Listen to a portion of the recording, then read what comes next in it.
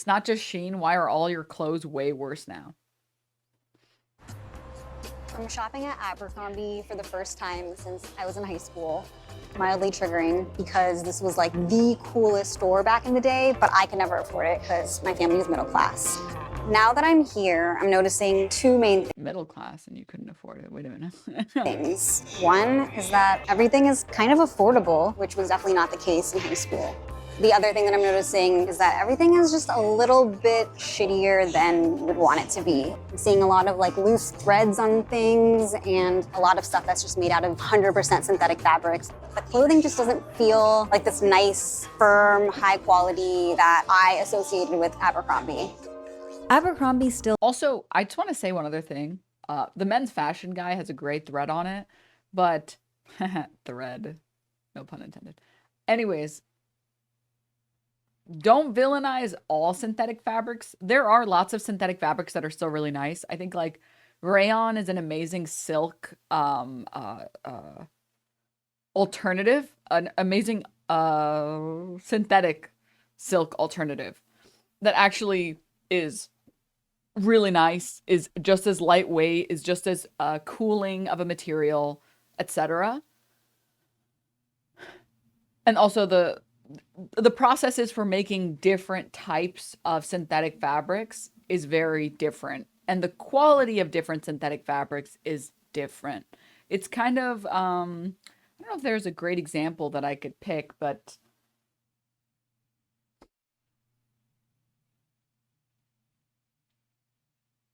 maybe tomatoes would be a good example. If you buy a tomato at the store, chances are, even if you buy the organic tomato at the store, it doesn't mean that the tomato is going to be better. Because even the organic tomatoes were probably still sitting in like a fridge or like a freezer for months before you purchased them.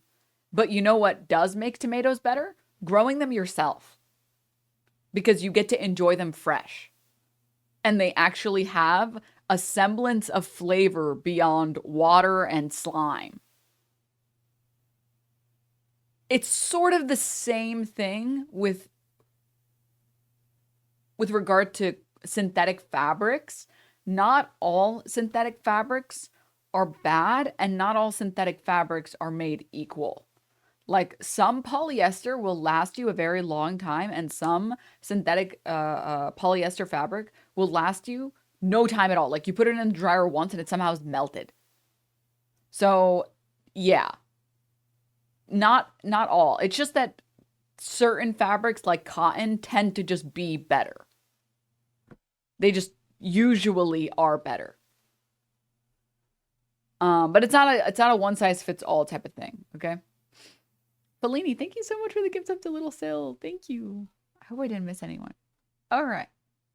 still does sell some high quality clothing. Actually, I really like this dress and would totally buy it.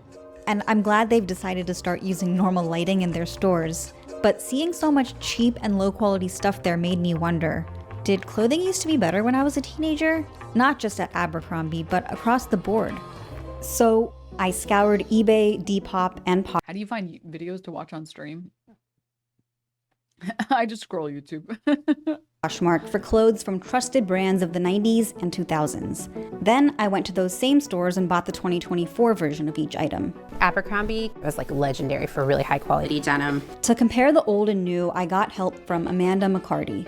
I worked as a buyer in the fashion industry for about 20 years. In the span of my career, I saw how what we sell people changed. The two major changes, I would say, are one, nothing fits properly anymore. It's not you, it's nothing about your body, you're great. And two, the longevity of these clothes, even also, not just nothing fits properly anymore, because that's also a problem, but it's that things aren't made to flatter your shape or form anymore. I feel like it used to be the case that if you went to a high quality brand and you bought an expensive product, it was made to make you look good. I mean, my mom used to teach me when I was a youngin', that when you buy clothes, you should never buy clothes that you feel about, and you should never buy clothes that just sit on you. You should buy clothes that make you look better. And unless you feel 100% and you're like, whoa, this makes me look good, you shouldn't buy it because chances are you're not going to want to wear it. Same thing with buying clothes that are uncomfortable, or especially shoes that are uncomfortable. If you buy clothing or shoes that are uncomfortable, you're never going to wear them. You're never going to wear them. They're going to sit in your closet forever. Lady Sarcasm, thank you for the 26 months. Thank you. I want to try and go and find like a dress of mine that is like so amazing. Let me press play. Let me go and grab my dress. One sec. How you feel when you put them on has degraded so much. It's just not a good deal. It's not just in my head, it has gotten harder to find quality clothes that last, even at brands you used to like. If you're wondering why, keep watching. I want you to think about how many new pieces of... One good example, right? This is one of my favorite dresses. I have to get it fixed because I accidentally was a little bit too violent with the lacing and I ripped it like a fucking idiot. That's my bad. But this is a dress that I got thrifting, and the fabric, it's hard to show on stream, but the fabric is this super lightweight, breathable, soft, not itchy at all. And obviously it's not going to pill because of how the fabric is. Texture, I don't know what specifically it's made out of. Maybe there's a tag on it that says what it's made out of. Let's see. Oh, okay. This is actually 100% polyester. So this is what I mean when I say that, like, also do not judge something just because it is polyester. And I've washed this probably 100 times and it still feels brand new and it's silky smooth. But there's one thing that I love about this dress. And the thing that I love about it is that it does something that most dresses just like don't do anymore, which is you can see on the back, and it's not in the front, on the back, right under your boobs, on the back side, there is, what would you call it? A seam to collect your chest to help build like a frame for you. So it cinches here, but it cinches in the back so you can't even see it happening in the front. And the other thing that it does is that it is made to go outward. So even look, you can see that I'm holding the dress. I'm not wearing it at all. I mean, obviously I'm not wearing it. Ugh, I can't put it around my head. This camera angle isn't really helping my case. But it goes outward. They made the dress actively go outward. Because they sewed it to do that. So when you wear it, even if you don't have like a particularly hourglass support, or sorry, a body type, it gives you one. Because it's fitted at your like A-line, but only in the back so you can't see it. And it also flares out exactly where you want it to. And this is also why I tell people, go thrifting. You will find stuff that actually fits you, that's actually made to make you look good, that will actually last you if you thrift. And this shit is like the perfect example. This is one of my favorite dresses. I know it doesn't really look that impressive when I'm holding it like this, but I promise you, it's very gorgeous when I'm wearing it. It's pretty sick when I'm wearing it. But moving on. We press play. Clothing you bought last year. If you're anything like the average American, it was around 68. In 1980, that number was 12. But wait, it gets crazier. In the 80s, Americans spent about 7% of their annual income on clothes.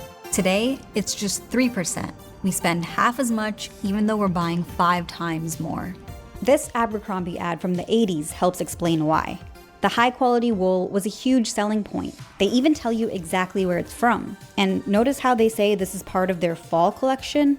Because in the 80s and 90s, stores only had new clothes a couple times a year. Usually a spring-summer collection and a fall-winter collection. And designers would start working on each collection up to 9 months in advance, because clothing production takes a lot of work. They had to think of hundreds of unique designs and whittle them down to the dozen or so best ones, send the designs to the factory, go back and forth with them for months to create a prototype, choose the best fabric. Pro tip, pilling happens when fabric blends contain varying lengths of fabric, staple, and filament.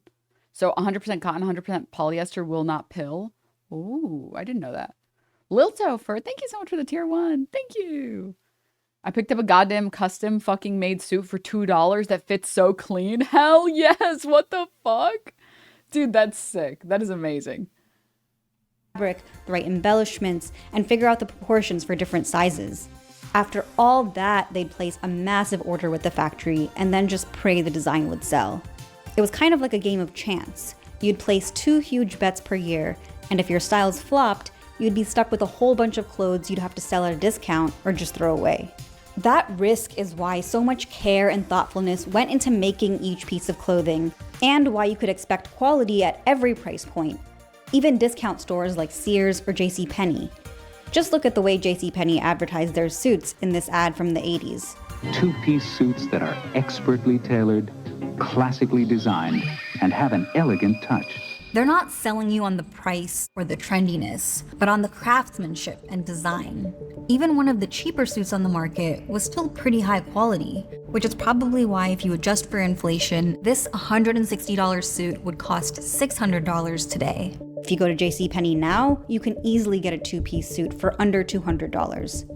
So in the 80s and 90s, people were buying fewer clothes, but they'd be well-made pieces that would be worn for years. And keeping up with all the trends, well, that was something only wealthy people could do. Pull the latest Briones and charge them to our account. Yes, ma'am. What are Briones? 6 months of my car payments plus a car. Then came a little store called Zara, and everything began to change. Oh man. The New York very Times beginning coined of the fast term fashion. fast fashion in this 1989 article about the first US store of Zara. The latest trend is what we're after, a Zara executive told the Times. It takes 15 days between a new idea and getting it into the stores. Remember, that took most stores 9 months. How did Zara do it in 15 days? By streamlining this part of the production process with something called greige goods. Rather than manufacturing overseas, Zara built their own high-tech factories in Spain, all connected to headquarters by an underground monorail. There, robots working around the clock cut and dye fabrics to create unfinished, uncolored pieces that can be turned into any garment. Once That's really cool system. a design is created, Zara can send those greige goods to their network of small shops in nearby regions, where they're transformed into finished dresses, trousers, and tops. Instead of huge orders, Zara makes a small batch of each style to start with. The retail stores can then send feedback to headquarters about what's selling and what's not, and they can quickly ramp up production on whatever's popular, restocking within days if needed. It massively reduced the risk that came with clothing production. Instead of losing money on clearance sales or throwing away unsold goods, Zara's styles often sell out quickly. The designers don't have to predict trends a year in advance, they can just respond to fashion trends as they emerge, though sometimes that gets a little sketchy. For example, I wanted to go back for half a second to synthetic fabrics versus natural fabrics. And I wanted to pull up this video that we watched a little bit of, this Climate Town video. Not a guess, because every company that touches this shirt is trackable and verifiable. There's even a QR code in the tag of the shirt that you can scan to see all the companies along the chain who, by the way, are paying their employees a living wage. You want to call the cotton ginner? Okay, they might not pick up. They might be busy. Percent cotton. Dry farm their cotton, which means it doesn't plastic at all, not even in the thread. Also, they dry farm their cotton, which means it doesn't require extra irrigation. The way we determine if cotton's ready to pick is if that seed will pop. Did you hear that pop? TS Designs has So that was specifically to highlight the fact that not even all cotton can be treated equally. That there are ways to farm things like, for example, cotton, that you get maybe a higher yield in a shorter period of time, but the quality is worse. Sort of like, anyone here ever drink chamomile tea or buy chamomile tea? Not all chamomile tea is treated the same. Okay? Good chamomile tea should have a lot of the flower petals on it because that's what actually makes you go to sleep and gets you sleepy. Bad chamomile tea has basically no flower petals on it and is just the stem. And that's it. That's all you're getting. You're just getting stem. And so not all chamomile tea is treated the same. Some chamomile tea is just stems. Other chamomile tea is actually like a nice flower petal mix, right? That actually has the ingredient that makes you feel sleepy. It's kind of like if you got a baggie of weed, bro, okay? Whatever, however many ounces people do. I've never bought street weed. I was always an edibles person. Before legalization in many states, I'm sure there were a lot of sellers that sold stems, and there were a lot of sellers that sold actual weed.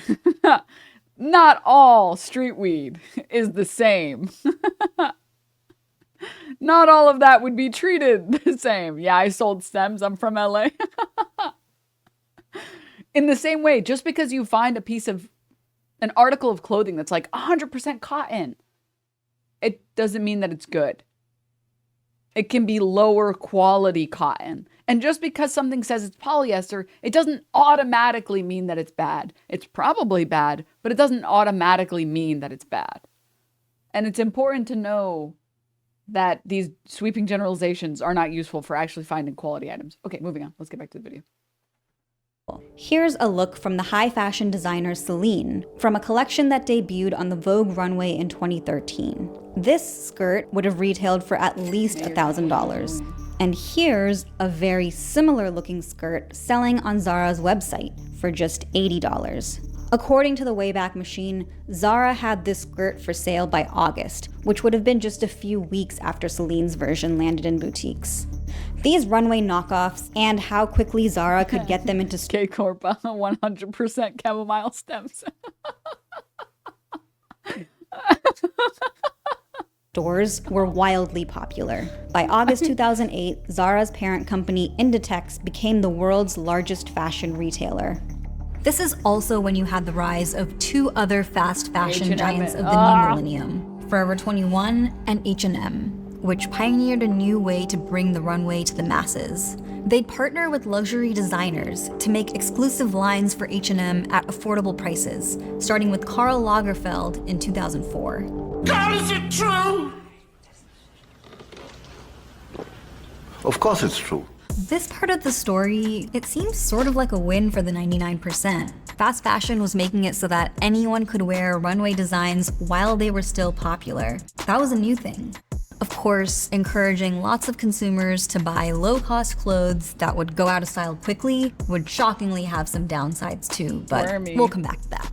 Because we can't give the minds behind Zara and H&M all the credit for the rise of fast fashion. We also have to give some credit to Bill Clinton? No, not because of his sick style. That's the guy who was on Epstein's Island.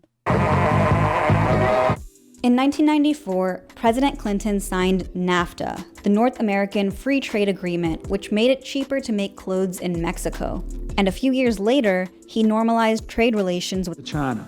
Textile factories started moving out of the US because now clothing retailers had access to the largest pool of cheap labor in human history. Luckily, there was a law from the 70s, the multi-fiber arrangement, which limited how much clothing American and European countries could import from other nations. Unfortunately, the World Trade Organization let it expire in 2005, ushering the heyday of fast fashion.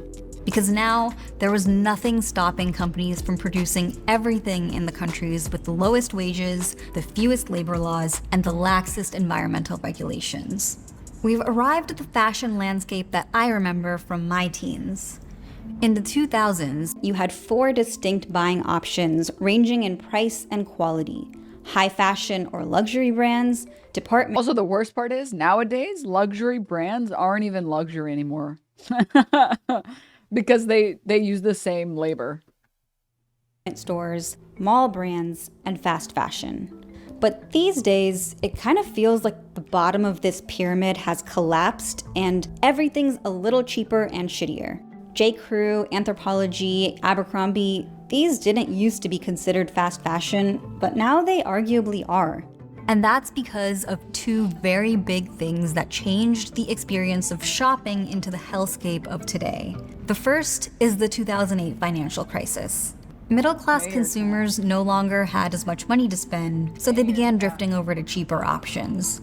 While all of the other non-fast fashion retailers were struggling, Forever 21 was opening store after store after store. H&M, the same thing. Zara is spreading into other cities. And so the conversation began, how do we compete here? What if we continue to show the same prices on the price tags that we always have? But we know that we're gonna sell most of the units of that style on sale. And we plan for that. So let's say this dress costs $40 to make, and it retailed for $100 in 2007. In 2010, during the recession, the retailer would keep the price tag at $100, but expect that most pieces will only sell once it goes on sale. So they'll only spend, let's say, $15 to make it, so they'll still make a profit.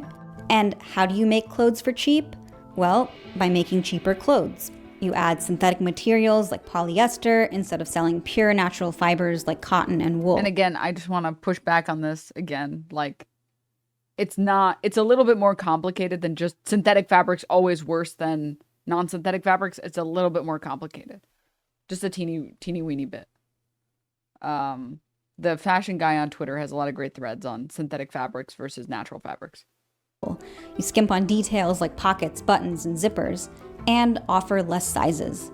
I think more important than all of this is that the quality of the product is just worse. Like, it used to be the case that if you bought a $100 item at a store, it was actually tailored well. It was made to complement the way that you look. It didn't have random things that would fall off, or it didn't have like stitching that was fraying before you even bought it. Whereas now, you can go to a store, look at $100 item, and it looks like dog shit. Like, no one's worn it yet and it looks bad. Peak in shitification? Yeah, exactly. Quality control is way worse now? Yeah. I could see all these things play out in the clothing I bought. Like these men's jeans from Abercrombie from the 2000s versus now. The vintage pair weighs a hefty 761 grams and is 100% cotton. They feel substantial, long-lasting, really high-quality denim. They have a decent amount Hey, that's me. Of distressing on here that was probably done by hand to sort of break down areas, make them softer. In the fast fashion era, a lot of this is skipped, where it's just like, let's just spray them with acid or do other things that are like actually like very toxic. The new pair weighs less at 720 grams and is a cotton elastane blend. This is that fast fashion trick of, okay, if we add a little bit of stretch, it will fit more people theoretically, and they'll be less likely to return them. I'm biased. I love when clothing has a little bit of stretch on it. Sorry. But putting elastane in jeans shortens the lifespan pretty significantly. I know that it shortens the lifespan. I know that my items will last a shorter period of time. I like it. I think it feels better. And also, it's hard to find clothes that fit me well. And that means that they will fit me well. I went to a Urban Outfitters. I had some time to kill. I was waiting for a phone call and I was like, oh, there's an Urban Outfitters in this plaza. So I went in to walk around, and I like to buy Urban Outfitters like sale items. They have these sweatpants that they sometimes will put on sale that are really comfortable sweatpants. So I was like going over there and I saw the cutest pair of jeans. They were these like white and blue striped jeans.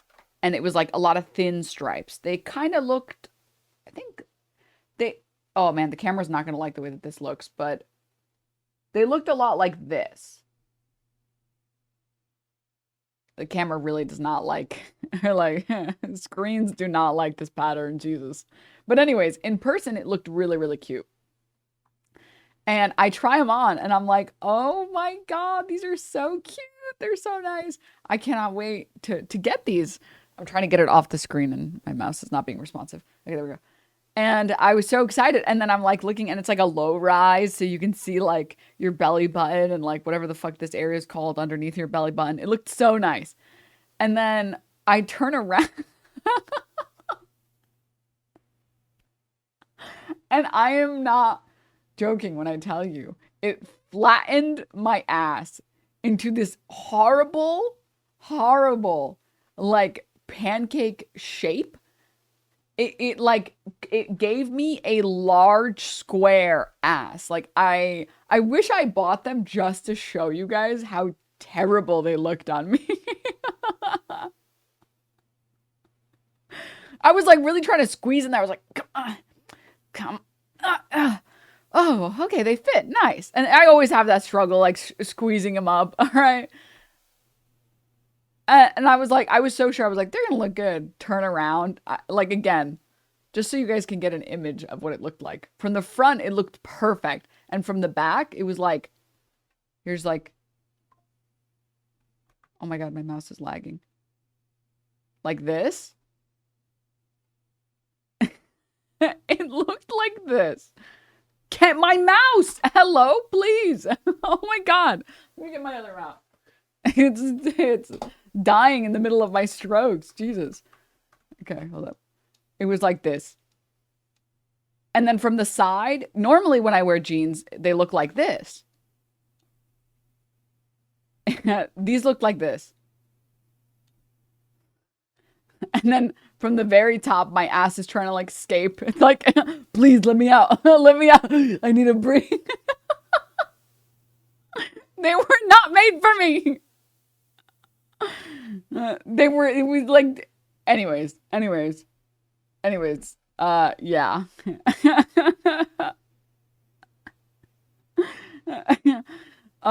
That is all to say, I'm a very biased person, okay? I'm a very biased person, and I love when jeans and like pants in general have a little bit of stretch, okay? Because they just fit me better, okay? They just fit me better. All right. Significantly. Those elastane fibers that are woven in here, they're plastic and they break. And the more you wash them, the sooner they break. But you get into the cycle where you have to wash the jeans more often to get them to go back to size because they get stretched out. The other main difference between these jeans, the zippers. We have a legit, luxurious zipper. Long-lasting, 100% metal. They smoothly go up and down. Like, these are things that you take for granted until you get a bad zipper. The new pair, when you were trying to unzip these, that sound, you can feel like this zipper is going to be a problem soon. This is a difference of maybe 50 cents, but it's a pennies game to get the pricing to work with the targets you're given. Another area that you can really see how quality degraded is with sweaters. We compared an Anthropologie sweater from today to a vintage sweater made in the 90s. This sweater is Liz Claiborne, which is like Anthropologie before Anthropologie. The vintage sweater is 100% wool. The one made today is 100% polyester. The vintage... Yeah, this is the one hill I will die on. Sweaters made out of polyester suck. That is the one hill that I will die on. I think polyester can work for a lot of different fabrics or like a lot of different fabric alternatives. Like I said, that dress that I have, I've washed it a bunch of times. I've never had any issues. It's unbelievably breathable. It's very cool. It feels like cotton. It feels like a better cotton. And I'm pretty sensitive to like annoying fabrics. I used to have this microfiber bed cover, whatever the fuck they're called.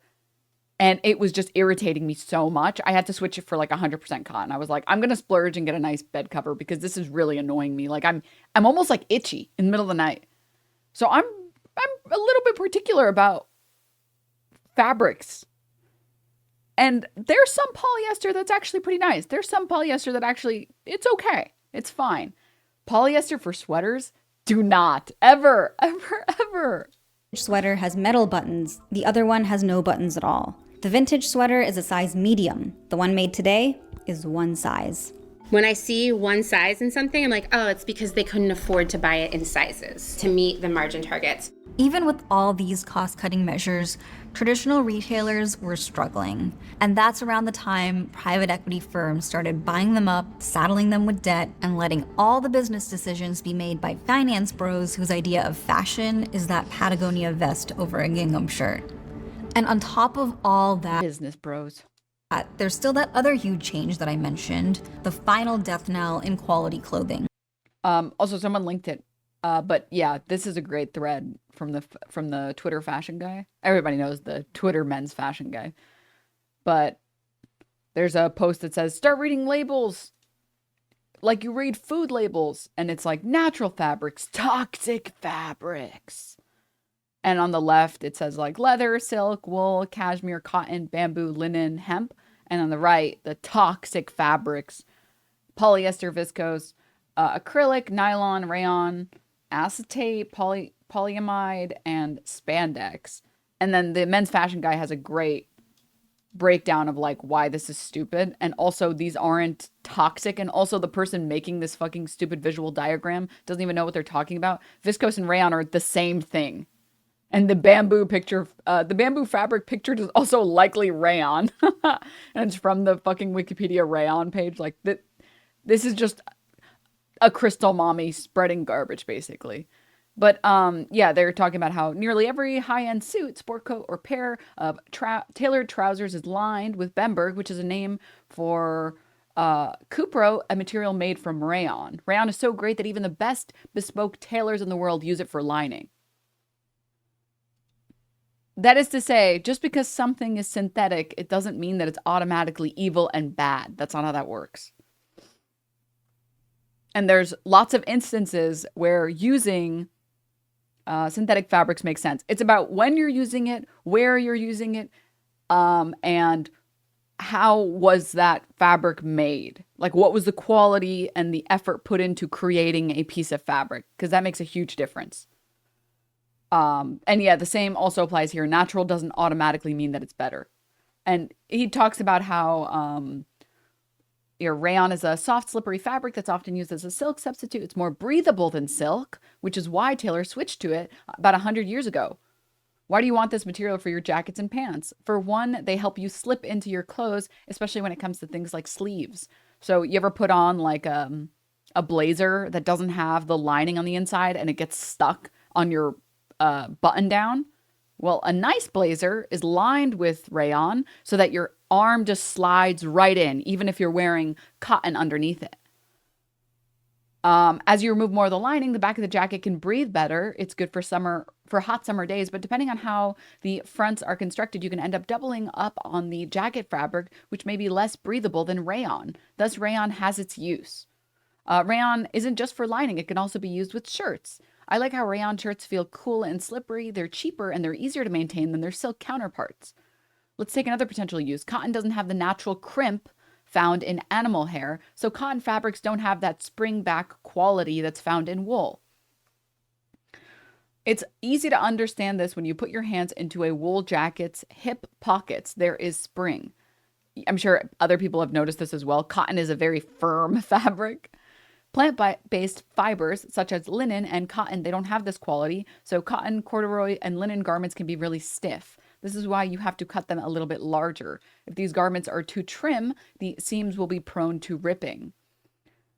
Even if you cut a cotton suit correctly, it can still be stiff and uncomfortable. If you're used to wearing wool garments, a tiny bit of elastane can give the fabric that same spring back quality. So again, going back to how just because something is 100% cotton, it doesn't mean anything. If anything, there are instances where if you get like a blazer that's 100% cotton, it'll be so stiff and it'll feel like you're walking like with a fucking, what are they called? Straitjacket on.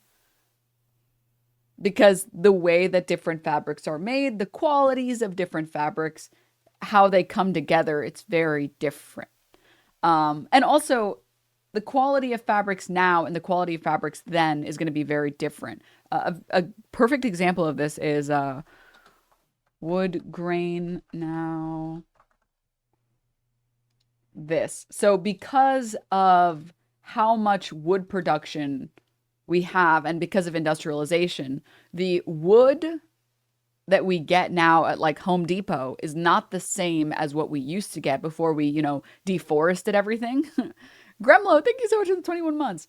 Here is a really good visual indicator. So here's a tree that was, or like here's a 2x4. I don't know what size of wood this is. From 1918, where you had a lot more rings on a piece of wood. And that's because these trees had been growing for potentially hundreds or thousands of years. Whereas new wood, it has maybe like a fifth of the rings. So it's lower quality. It was grown a lot faster, etc., right? They use trees that specifically grow faster, but also this is why I'm such a bamboo simp. Bamboo is just like already, it's a perfect wood. But anyways, and you can find other images of this that are really cool. The difference between high quality wood, high quality hardwood, and like bad wood is this, right? It's the same thing with cotton production. It's the same thing with wool production. The wool that existed maybe 30 years ago is not necessarily the same wool that exists today. So just because something is cotton, it doesn't mean it's good. Just because something is wool, it doesn't mean it's good. And it doesn't mean that it's the right material for that product. And just because something is synthetic, it doesn't mean it's bad. It's like a case-by-case situation. But that's kind of how it is with everything. If you try and oversimplify anything, it's bad. And here's this. You likely already wear synthetic fibers. If your socks were made from pure cotton or wool, they would stretch out or they would droop over a short period of time and feel pretty awful. IMO, it's better to go by the brand and store reputation as well as your experience than be overly reductive about synthetic fibers. A cashmere Shein sweater will be worse than a Zegna cotton elastane suit. It's more about the maker than these reductive charts. It's about the quality and the love and effort put into each individual product, not the material.